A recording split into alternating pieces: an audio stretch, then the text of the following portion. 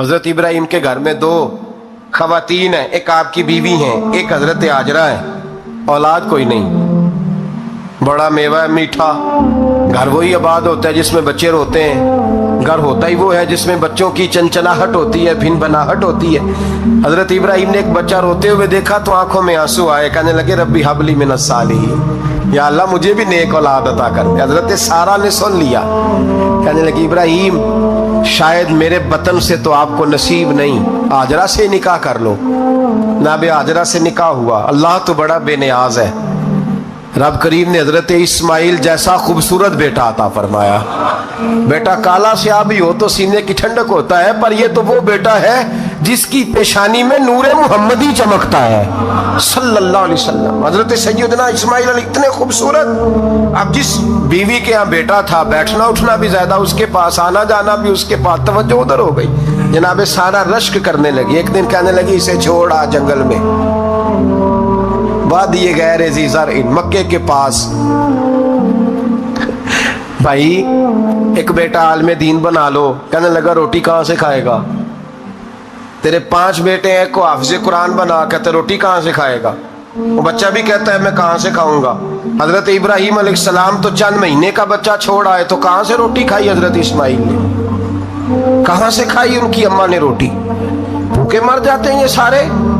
میں بڑی ذمہ داری سے کہا کرتا ہوں کہ جتنی خوبصورت روٹی اللہ کریم دین کے خادموں کو عطا کرتا ہے شاید کسی اور کے نصیب ہوتی ہو، لیکن ہم لوگ توجہ ہی نہیں کر رہے، ہمارا ذوق ہی نہیں بن رہا، ہم یہ محنت ہی نہیں کر رہے کہ قوم کو مستند علماء کی ضرورت ہے، علاقوں کے علاقے خالی ہیں، ادھر ہمارا مزاج ہی نہیں بن رہا، توجہ ہی نہیں دین کی خاطر۔ اور پھر چلے بچے تو بعد کی بات ہے نا، جو ابھی خود جوان ہے وہ بھی تو یہ دعا، ایک صاحب مجھے کہنے لگے میں دعا مانگ رہا ہوں اللہ مجھے بیٹا دے تو میں اسے دین پہ لگاؤں گا، تو میں نے کہا آپ بھی بوڑھے نہیں ہوئے، آپ خود ہی لگ جائیں، بیٹا تو ابھی آئے گا تو لگے گا نا، تو آپ تو اس وقت ہے تو آپ تو پہلے لگے نا صاحب، 2 گھنٹے تو نکال کے آئے، دین سیکھنے کو کافی ہے۔ آپ اتنی لمبی سوچ رہے ہیں کہ بچہ آئے گا تو بڑا ہوگا تو وہ جائے گا تو دیکھی جائے گی، ابھی تو آپ ہیں تو آپ تو آؤ۔ حضرت ابراہیم نے بچہ وہاں چھوڑا۔ یہاں سے جو عمرہ کرنے لوگ جاتے ہیں نا، جو حج کرنے جاتے ہیں، ان کو پتہ ہے کہ وہاں دنیا کی ہر نعمت ملتی ہے، پھر بھی ڈبل ٹرپل پیسے لوگ جیبوں میں ڈال کے جاتے ہیں۔ حضرت ابراہیم جب وہاں لے کے گئے تو کوئی انسان نہیں تھا، پانی کا قطرہ نہیں تھا، 2 کلو کھجوریں، 1 مشکیزہ، بیوی کو تھمایا۔ ہمارے گھر میں ہزاروں چیزیں پڑی ہیں، لیکن وہ جو توکل ہے نا وہ ختم ہو گیا ہے۔ اللہ دے گا، حلال حلال پہ قناعت کرے، جائز جائز پہ بھروسہ کرے، رب کریم عطا کرنے والا ہے، وہ مزاج ختم ہو گیا۔ حضرت سیدنا ابراہیم علیہ السلام 2 کلو کھجوریں، 1 مشکیزہ پانی کا دے کر کے، اور وہاں بٹھایا آپ نے اپنے بچے کو اور اپنی زوجہ جناب ہاجرہ کو، اور بٹھا کر کے یہ واپس پلٹنے لگے تو حضرت ہاجرہ سلام اللہ علیہ نے آواز دی، کہا ابراہیم کس کے سہارے پہ چھوڑ کے جا رہے ہیں؟ جہاں آب زمزم کا کنواں ہے نا، جو لوگ گئے ہیں انہوں نے صفا مروہ کی صحیح کی ہے، صفا مروہ سے باہر نکلے نا، سرکار کی ولادت کا مقام ہے، اس جگہ پہ آب زمزم کا کنواں تھا، وہاں حضرت سیدنا ہاجرہ کو بٹھایا، کوئی چیز نہیں، کوئی درخت نہیں، کوئی کھیت نہیں، کوئی پانی نہیں، کوئی کنواں نہیں، وہاں بٹھایا اور بٹھا کر کے نکلنے لگے تو جناب ہاجرہ فرمانے لگی ابراہیم کس کے سہارے پہ چھوڑ کے جا رہے ہو؟ کہنے لگی اللہ کے سہارے پہ۔ تو پاک باز بی بی نے ایک لفظ پوچھا، کہا ابراہیم یہ میرے رب کا حکم ہے، یہ میرے، بس جن کا عقیدہ توحید مضبوط ہو ان کے لیے ایک جملہ کافی ہوتا ہے، یہ میرے اللہ کا حکم ہے۔ تو جناب ابراہیم علیہ السلام فرمانے لگے ہاجرہ ہاں رب کا حکم ہے۔ جب یہ لفظ کہے تو چاہیے تھا نا حضرت ابراہیم تسلی دیتے، تو بی بی صاحبہ تسلی دینے لگی، عرض کرنے لگی ابراہیم اگر اللہ کا حکم ہے تو پھر آپ ہماری فکر نہ کرنا، اگر یہ رب کا حکم ہے تو پھر ہماری فکر نہ کرنا، جس رب نے ہمیں یہاں تک پہنچایا ہے وہ ہمیں کبھی بھی ضائع نہیں فرمائے گا، پھر فکر نہ کرنا۔ حضرت ابراہیم آ گئے، بات آپ نے سنی ہوئی ہے، اشارہ کرنا مقصود ہے۔ 13 سال میں چلے مان بھی لیا جائے بعض روایات کی روشنی میں کہ آتے جاتے بھی رہے، لیکن مکمل دیکھ بھال اپنے بچے کی परवरिश में पूरा हजरत इब्राहीम अलैहिस्सलाम का किरदार, सारा किरदार माँ का था। मैं जब खवातीन के बारे में कोई बात करता हूँ तो मैं आपको अक्सर कहता हूँ कि ये सिर्फ बीवी के लिए हुक्म नहीं होता, ये ट्रेनिंग बेटी को देनी है और बहन को देनी है। ये तरबियत करें अपने घर में। मैं तजर्बे की रोशनी में ये बात अर्ज किया करता हूँ कि भाई, बच्चे बाप के फर्मा बरदार उस वक्त होते हैं जब अम्मा उन्हें बाप का फर्मा बरदार करती है, और बच्चे बाप के नाफरमान भी तब होते हैं जब अम्मा उन्हें बाप का। मैंने अपने कानों से सुना एक दफा, एक बच्चा अपने बाप से कह रहा है, आपने तो सारी जिंदगी बाहर गुजार दी, पैसे कमाना कौन सा मुश्किल काम है, दुख सुख तो सारे अम्मा ने बर्दाश्त किए, स्कूलों में वो जाती थी, फलाना काम वो करती थी, फलाना काम। अब ये सोच उसकी जाती तो नहीं, ये उसको दी गई है। और अगर उसको ये सोच दे दी जाए कि अम्मा कहे कि मैं तो अपनों में रही सारी जिंदगी, मैंने तो अपनों में वक्त गुजारा, और तेरा बाप तो कई दफा जनाजे भी नहीं पढ़ सका, उसने तो माँ बाप ऐसे दफन कर दिए, वो अगर ये सोच फराहम करे तो फिर बच्चा बाप का फर्मा बरदार होता है। और ये वाली रिवायतें हम बीवी को सुनाते हैं, हालांकि किसको सुनानी चाहिए? बोलिए, बहन और बेटी को। बहन और बेटी को सुनाएं ये बातें, उनको समझाएं, ताकि आगे जाके वो जो घर तरतीब दे वो घर बड़ा उम्दा और निखरा हुआ हो। हजरत सैयदना इब्राहीम 13 साल के बाद आए, चूंकि घर में अल्लाह तबारक व तआला की दोस्ती का चर्चा था, अल्लाह तबारक व तआला की महबूबियत का गलबा था। 13 साल के बाद फलम्मा बालगा माँ हुसा, या बेटा जब इतना बड़ा हुआ कि साथ चलने लगा, तो हजरत इब्राहीम ने अपने बेटे को बुला के कहा, बेटा मुझे ख्वाब आई है, मैं तुझे ज़िबा कर रहा हूँ, तेरी क्या रजा है? तो हजरत इस्माइल कहने लगे, या अबतिफ अलमा तो उमर, अब्बा जी अल्लाह जैसे हुक्म देता है मेरे साथ वैसे ही करें, जैसे अल्लाह हुक्म देता है वैसे ही, बोलिए, वैसे ही करें। हजरत हाजरा को कहा कि एक दोस्त ने दावत की है तो वहां जा रहे हैं, बीबी मुतमईन है, तफसीलात की जरूरत नहीं, खत्म बात, एतबार है, मुतमईन हो गई। शैतान पीछे से आया अम्मा के पास, जरा थोड़ी देर के लिए तसव्वुर जमाइए, यहाँ तो पड़ोसन आके कोई बात बता देती है खावंद के बारे में तो कई महीने झगड़ा जारी रहता है, पड़ोसन मल्लेदार। शैतान ने आके बताया, लफ्ज क्या है? कहा, हजरा तुम्हें पता है कहाँ जा रहे हैं? कहा, दोस्त की दावत में। तो कहने लगे, दोस्त कौन है? रब करीम। और इब्राहीम का ख्याल है कि उस रब ने मुझे हुक्म दिया है कि मैं ज़िबा करूं। तो हजरत हाजरा कहने लगी, कभी बाप भी बेटा ज़िबा करते हैं? तो शैतान कहने लगा, उनका ख्याल है कि उनके रब ने हुक्म दिया है। तो जनाब हाजरा फरमाने लगी, अगर रब ने हुक्म दिया तो फिर तू मुझे शैतान लगता है, तू मुझे शैतान लगता है। का क्या मतलब? फरमाने लगी, अगर रब करीम का हुक्म है तो मेरे पास एक इस्माइल है, अगर 1000 भी होते मैं सारे अल्लाह के रास्ते में पेश कर दे देती। मालिक का ही तो है सारा कुछ, उसी का है, इसमें लैतुल अल्लाह की क्या गुंजाइश? हजरत सैयदना इब्राहीम अलैहिस्सलाम ने बेटे के हलक पे छुरी रख भी दी और छुरी चला भी दी, रख भी दी, और वो तो अल्लाह करीम ने फरमाया, या इब्राहीम कद सदक़्ता रुया, इब्राहीम तूने ख्वाब सच्चा कर दिखाया, वो क़यामत तक तेरा नाम रहेगा।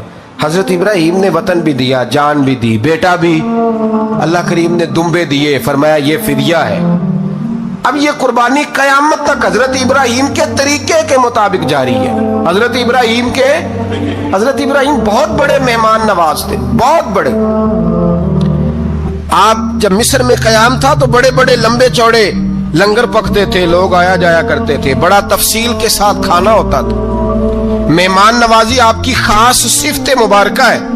हमारे यहाँ भी मेहमान नवाजी होती है अमीरों की, बल्कि अब तो मेहमान नवाजी इस तरह की है कि कल तेरी मेरे पास दावत है और परसों मेरी तेरे पास है।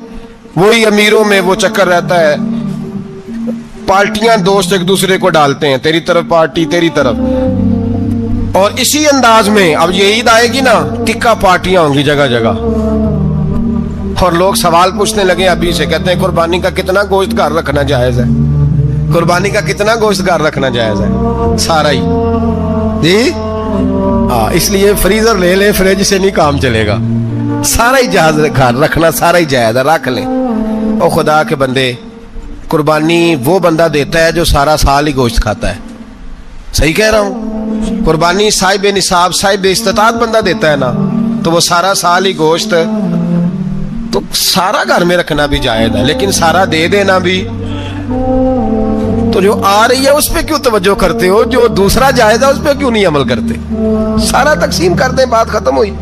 یقین کریں، محرم میں جا کے دوست ٹیلی فون کر کے سوال پوچھتے ہیں، کہتے ہیں صاحب سنا ہے قربانی کا گوشت محرم میں کھانا جائز نہیں۔ میں کہ نہیں، ربیع الاول چ بھی جائز جے، رجب رمضان تک کھاؤ، کوئی بندہ نہیں منع کرتا، اس لیے کہ کسی کو دینا تو پسند ہی نہیں، یا پھر اس میں سے جو خاص خاص چیزیں ہیں وہ اپنی فریج میں، اور باقی جو ہے وہ دوسروں کے لیے۔ یہ کیا طریقہ ہے ہمارا؟ قربانی اسلام کا ایک خوبصورت ترین عمل ہے، یہ محبوب ترین عبادت ہے اللہ تعالیٰ کی۔ قربانی اپنی فضیلت کے لحاظ سے، عظمت کے لحاظ سے، اپنی بلندیوں کے لحاظ سے دین میں بڑا مقام رکھتی، لیکن ہر چیز کا رنگ روپ بدل دیا جاتا ہے نا، چونکہ قربانی چلی آ رہی تھی حضرت ابراہیم خلیل اللہ علیہ السلام سے، تو اہل عرب جو تھے مشرکین مکہ، قربانی کا تعارف وہ بھی رکھتے تھے، پر وہ قربانی کی حقیقت کو، قربانی کی حکمت کو، قربانی کے حسن کو، قربانی سے پھوٹنے والی روشنی کو سمجھنے سے ناآشنا تھے۔ وہ کیا کرتے تھے کہ جب وہ کوئی قربانی کا جانور ذبح کرتے تو اس کا جو خون ہوتا وہ بیت اللہ شریف کی دیواروں کے ساتھ مل دیتے۔ قربانی کے جانور کا جو گوشت ہوتا وہ لا کے بتوں کے سامنے رکھتے کہ یہ خون کعبے کی دیوار سے خون ملنے سے اور بتوں کے آگے گوشت رکھنے سے شاید ہماری قبولیت ہو جائے گی، ہم نے جانور ذبح کیا ہے۔ کمال ہے میرے رب کریم کی کتاب کا انداز بھی۔ قرآن مجید مختصر الفاظ کے اندر، مختصر جملوں کے اندر، اجمال کے اندر اتنی بڑی تفصیل بیان کر دیتا ہے کہ انسان کے ذہن کے، دل کے، دماغ کے دریچے کھل جاتے ہیں۔ اللہ کھانے پینے سے پاک ہے، بے نیاز ہے مالک۔ رب کریم نے فرمایا لن ینال اللہ لحومها، فرمایا ہرگز نہیں پہنچتا اللہ کی بارگاہ میں تمہارا گوشت، ولا دماؤها، اور نہ ان کے خون، نہ اس جانور کا گوشت اللہ کی بارگاہ میں پہنچتا ہے، نہ خون پہنچتا ہے، تو مالک پہنچتا کیا ہے؟ ولیکن ینالہ التقوی منکم، بلکہ رب کی بارگاہ میں تو تمہارے دلوں کا تقوی پہنچتا ہے۔ تمہارے دل میں کیا ہے، تم اپنے رب کی رضا کتنی چاہتے ہو، یہ بات جاتی ہے۔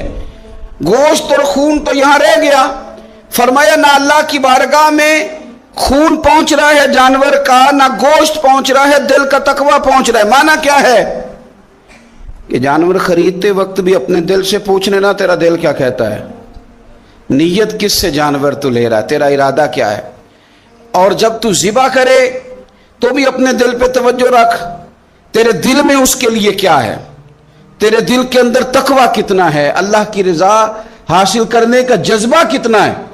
اور جب تو اس کا گوشت بانٹے تو پھر بھی تیری نظر آنے والے بندے پر نہیں ہونی چاہیے، جس گھر میں گوشت جا رہا ہے اس گھر پر تیری نظر نہیں ہونی چاہیے، بلکہ تیری نظر تو رب کی رضا پہ رہنی چاہیے۔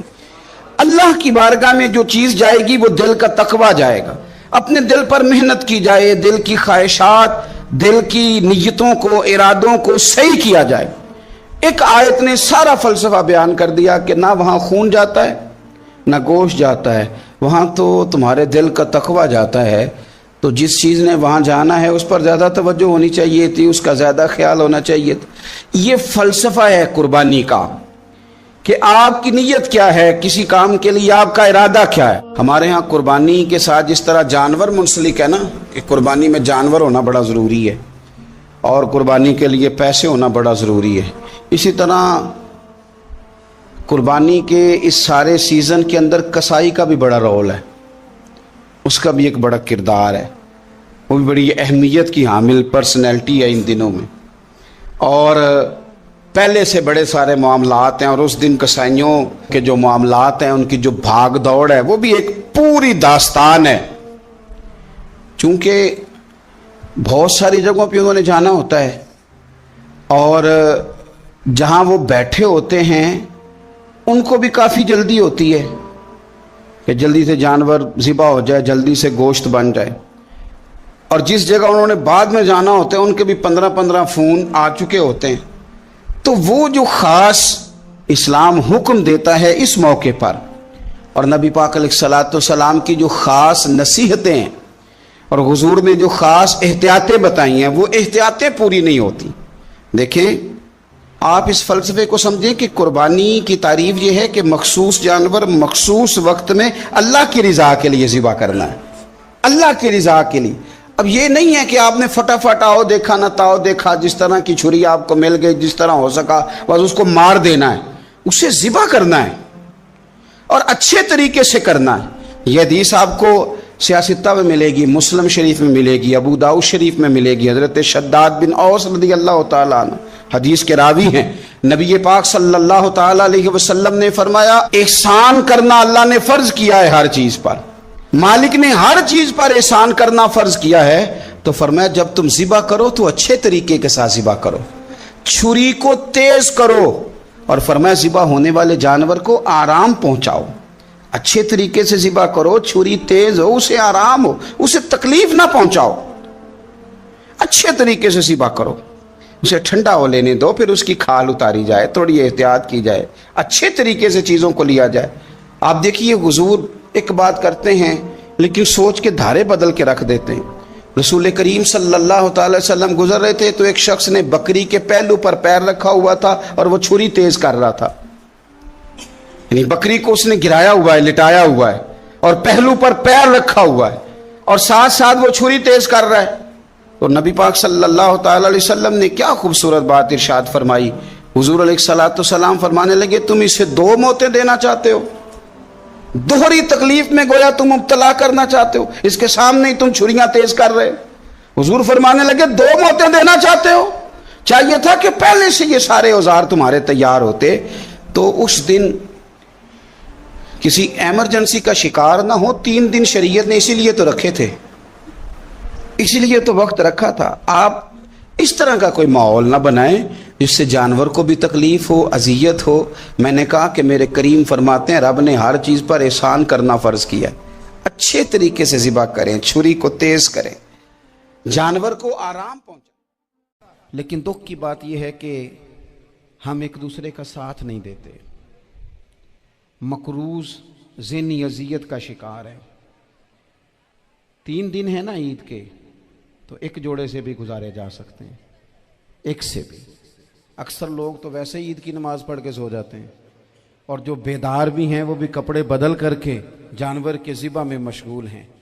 ہم نے اس عید پہ کوشش کرنی ہے کہ ہماری گلی میں, ہمارے محلے میں, ہمارے دائیں بائیں تھوڑا سفر کریں, بچوں کو دیکھیں, سرکاری اسکول سے نکلتے بچوں کو دیکھیں, مساجد مدارس سے نکلتے بچوں کو دیکھیں.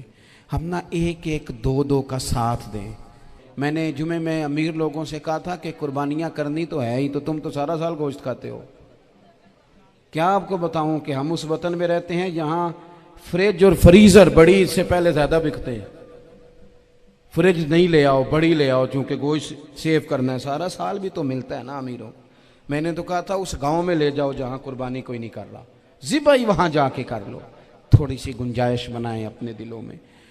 یہ ضروری نہیں کہ سامنے والا آپ کا شکریہ بھی ادا کرے, اپنے گھروں میں تھوڑا حوصلہ قناعت لائیں. حضرت عائشہ صدیقہ رضی اللہ تعالیٰ عنہ فرماتی ہیں ایسا نہیں تھا کہ ہمارے گھر کے اندر مال نہیں آتا تھا, اللہ کے فضل سے بڑا کچھ آتا تھا, لیکن فرماتی ہیں ہم احسار کر دیا کرتے تھے.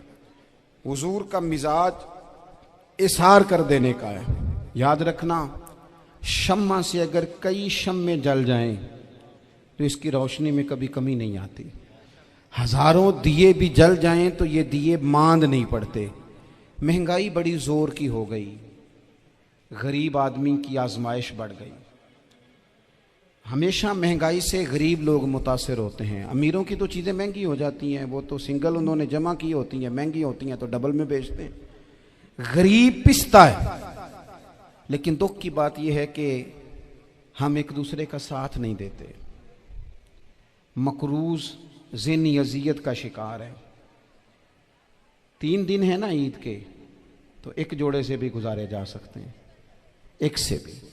اکثر لوگ تو ویسے ہی عید کی نماز پڑھ کے سو جاتے ہیں, اور جو بیدار بھی ہیں وہ بھی کپڑے بدل کر کے جانور کے ذبح میں مشغول ہیں. ہم نے اس عید پہ کوشش کرنی ہے کہ ہماری گلی میں, ہمارے محلے میں, ہمارے دائیں بائیں تھوڑا سفر کریں, بچوں کو دیکھیں, सरकारी स्कूल से निकलते बच्चों को देखें, मसाजिद मदारस से निकलते बच्चों को देखें, हम ना एक एक दो दो का साथ दें। ये जितनी सियासी जमातें काम कर रही हैं, जिनकी हुकूमत थी, जिनकी है, पता नहीं कल किसकी आएगी, मैं तो ज़ाती तौर पर इनसे पूरा मायूस हूँ। मुझे तो नहीं लगता कि जितने लोग आज तक हुकूमत कर चुके हैं, बार बार आते हैं या पिछली हुकूमत गई है, इनके पास कोई प्लान ही नहीं है। ये तो बेचारे एक दूसरे की टांगें खींचने के अलावा ना कुछ कर सके हैं, ना उम्मीद है कुछ करेंगे। लेकिन गरीब की तकलीफ़ बढ़ गई है। मेरे पास बीसियों लोग आते हैं, आते तो वो दुआ का कहने हैं, आते तो सिर्फ ये बताने हैं कि इस मुश्किल में हूँ, दुआ करना। लेकिन दोस्तों, लोगों की बातें सुन के बड़ी तकलीफ़ होती है। हम क्या किसी की मदद कर सकते हैं? हमारे लिए तो मदारस चलाने मुश्किल हैं, लेकिन लोग अजियत का शिकार हैं। ज़हनी कर्ब के नीचे लोग आ गए, इतनी बड़ी अजियतें खड़ी कर दी गई हैं। थोड़ा थोड़ा देखो, 2 का खाना 3 भी तो खा ही सकते हैं ना, 3 का खाना 4 भी तो खा ही सकते हैं ना। मेरे महबूब ने हमें ये नहीं कहा था ज़्यादा गोश्त पकाना, बल्कि रसूल पाक ने तो रंग ही बड़ा सादा दिया है। करीम ने फरमाया, आयशा शोरबा ज़रा ज़्यादा कर लो, पड़ोसियों को भी सालन दे देंगे, थोड़ा शोरबा ज़्यादा कर लो, इसी को बढ़ा लो, थोड़ा शोरबा बढ़ा लें, थोड़ा थोड़ा एक दूसरे की मदद करें, दस्त शफकत रखें। गलियों में सुनसान लोग, अब तो लोग एक दूसरे से दुख भी नहीं कहते, वो कहते हैं देना किसी ने है कुछ नहीं, और तमाशा अलग से बन जाएगा। दोस्तों, हमने खुद एक दूसरे का हाथ बटाना है। जो लोग साहिब सरबत हैं, देखो एक ही बाप की औलाद होती है, एक को अल्लाह बड़ा नवाज देता है, 2-3 कमज़ोर रह जाते हैं, उसको चाहिए वो दूसरों पे दस्ते शफकत रखे। एक गली में सारे लोग एक ही कबीले के, एक ही इलाके के, एक आगे निकल गया है, उसे चाहिए वो दूसरों का ख्याल करे। अजीज़ भाइयों, हमने इस कमर तोड़ महंगाई के दौर में, मैंने जुमे में अमीर लोगों से कहा था कि कुर्बानियाँ करनी तो है ही, तो तुम तो सारा साल गोश्त खाते हो। क्या आपको बताऊं कि हम उस वतन में रहते हैं जहां फ्रिज और फ्रीज़र बड़ी इससे पहले ज़्यादा बिकते हैं। फ्रिज नहीं ले आओ, बड़ी ले आओ, चूँकि गोश्त सेव करना है, सारा साल भी तो मिलता है ना अमीरों। मैंने तो कहा था उस गांव में ले जाओ जहां कुर्बानी कोई नहीं कर रहा, ज़िबाई वहां जाके कर लो, थोड़ी सी गुंजाइश बनाएं अपने दिलों में। ये ज़रूरी नहीं कि सामने वाला आपका शुक्रिया भी अदा करे। हज़रत आयशा सिद्दीक़ा रज़ी अल्लाह ताला अन्हा, अम्मा जी एक कनीज़ रखी हुई थी, हज़रत उस्मान गनी ने दी थी कि आपकी खिदमत करेंगी। तो वो कनीज़ कहती है कि अम्मा जी तो मेरी भी रोटियां पका देती थी, वो तो मेरे लिए भी खाने का एहतमाम कर देती थी, लेकिन कोई दरवाजे पे अगर मांगने आता तो हज़रत आयशा सिद्दीक़ा मुझे कहती इसे खैरात दे आओ। तो मैं कहती अम्मा जी ये काम तो लोग दौड़ के करते हैं और आप ये मुझे कह रही है मैं कर दूं? तो हज़रत आयशा फरमाती जब कोई बंदा किसी को देता है तो वो शुक्रिया अदा करता है।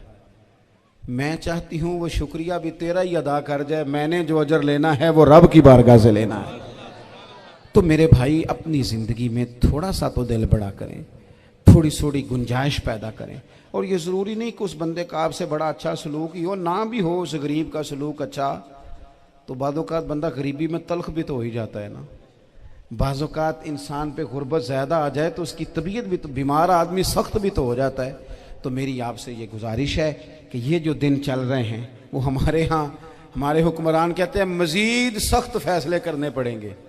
वो मैंने कहा तुम्हारे लिए तो आसान है, इसलिए कि तुम तो जिस दफ्तर में बैठ के फ़ैसला करते हो उसकी तो बत्ती कोई नहीं जाती, तुम्हें क्या पता हो, वहाँ तो एसी भी 1 मिनट के लिए बंद नहीं होता।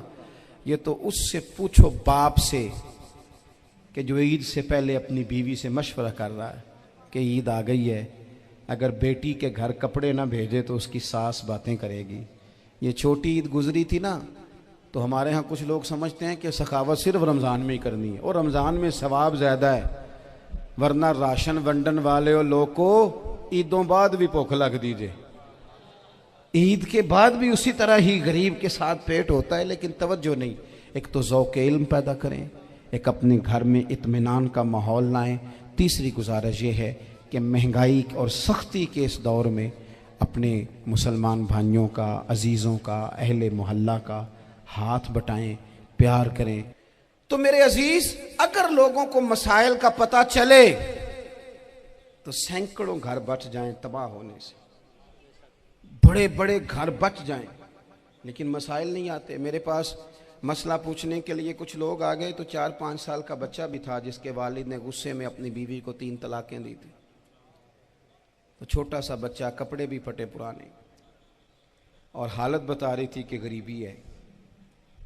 تو جب میں نے مسئلہ بتایا کہ 3 طلاقیں ہو گئی ہیں تو واپس جانے لگے، تو بچہ مجھ سے کہتا ہے، دیہاتی آدمی تو کہنے لگا، مولوی صاحب میری اماں تے نانی کہنی اسن پوچھ کے آئی آپ کہ ہن اسی لہدا لہدا ہی رہنا ہے.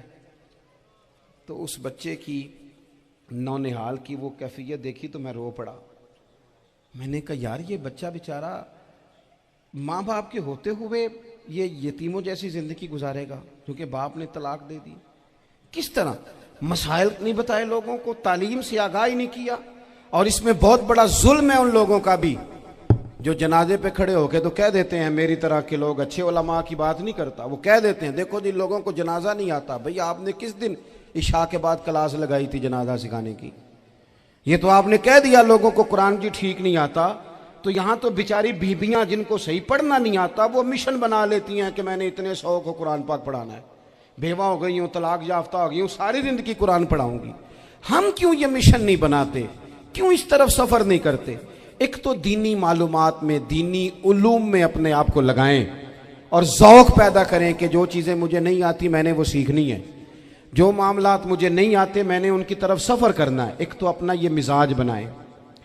اور جب آپ دینی علوم سیکھتے ہیں تو پتہ ہے کون سا منظر قائم ہوتا ہے؟ منظر وہ بنتا ہے کہ حضرت ابو ہریرہ بھی دین سیکھا کرتے تھے، حضرت عبداللہ ابن عمر بھی اصحاب صفہ میں رہا کرتے تھے، حضرت انس بن مالک بھی رہا کرتے تھے.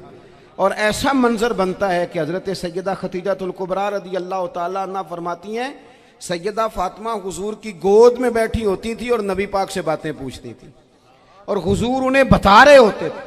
سیدہ عائشہ حضور سے دین کی باتیں پوچھتی. چوتھا حصہ ہماری فقہ کے اصول حضرت فاطمہ کی، حضرت عائشہ صدیقہ کی مرویات پر مبنی ہیں.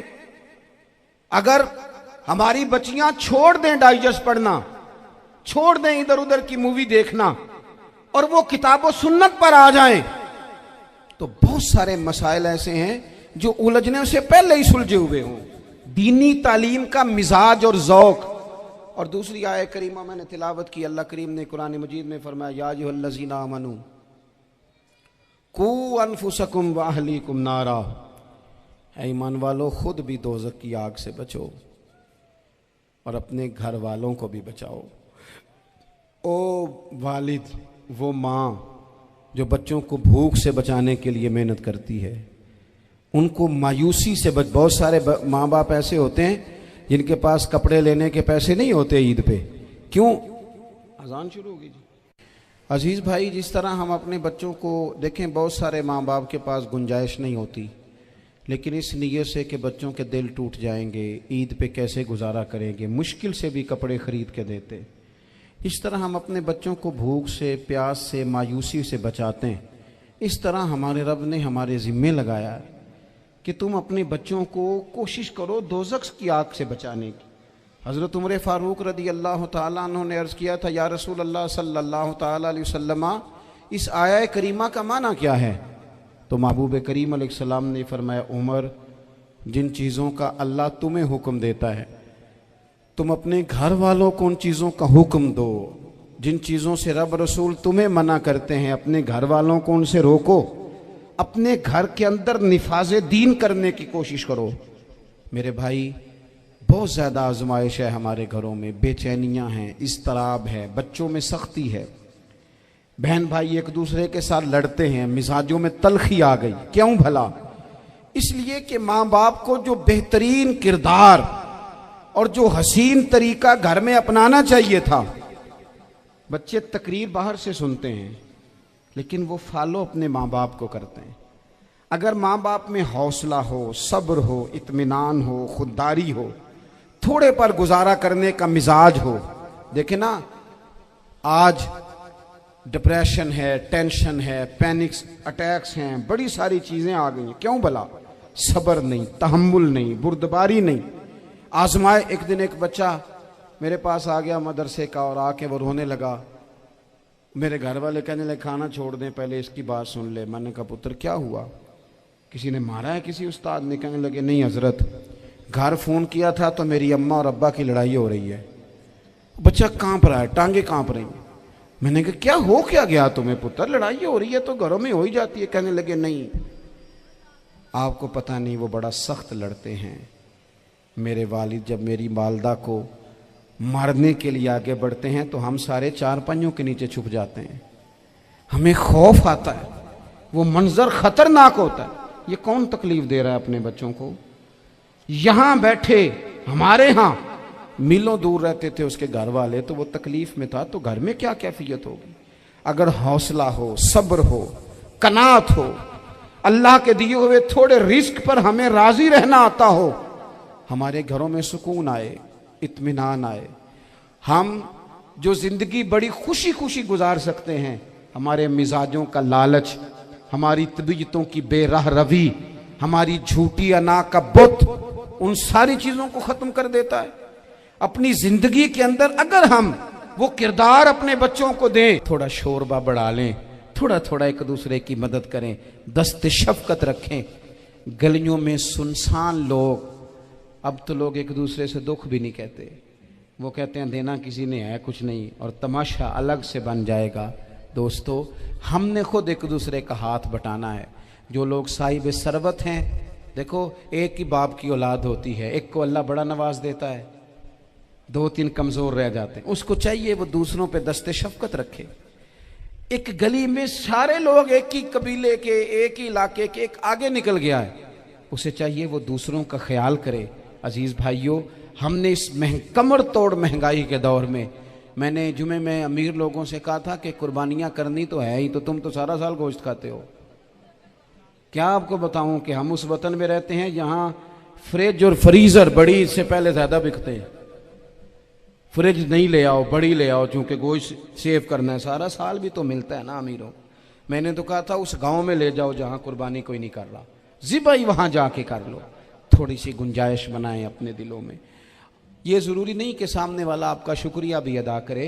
हज़रत आयशा सिद्दीक़ा रज़ी अल्लाह ताला अन्हा, अम्मा जी एक कनीज़ रखी हुई थी, हज़रत उस्मान गनी ने दी थी कि आपकी खिदमत करेंगी, तो वो कनीज़ कहती है कि अम्मा जी तो मेरी भी रोटियां पका देती थी, वो तो मेरे लिए भी खाने का अहतमाम कर देती थी, लेकिन कोई दरवाजे पे अगर मांगने आता तो हज़रत आयशा सिद्दीक़ा मुझे कहती इसे खैरात दे आओ। तो मैं कहती अम्मा जी ये काम तो लोग दौड़ के करते हैं और आप ये मुझे कह रही है मैं कर दूं? तो हज़रत आयशा फरमाती जब कोई बंदा किसी को देता है तो वो शुक्रिया अदा करता है। मैं चाहती हूँ वो शुक्रिया भी तेरा ही अदा कर जाए, मैंने जो अजर लेना है वो रब की बारगाह से लेना है। तो मेरे भाई अपनी ज़िंदगी में थोड़ा सा तो दिल बड़ा करें, थोड़ी थोड़ी गुंजाइश पैदा करें। और ये ज़रूरी नहीं कि उस बंदे का आपसे बड़ा अच्छा सलूक ही हो, ना भी हो उस गरीब का सलूक अच्छा, तो बाज़-औक़ात बंदा गरीबी में तल्ख भी तो हो ही जाता है ना। बाज़-औक़ात इंसान पे गुर्बत ज़्यादा आ जाए तो उसकी तबीयत भी तो, बीमार आदमी सख्त भी तो हो जाता है। तो मेरी आपसे ये गुजारिश है कि ये जो दिन चल रहे हैं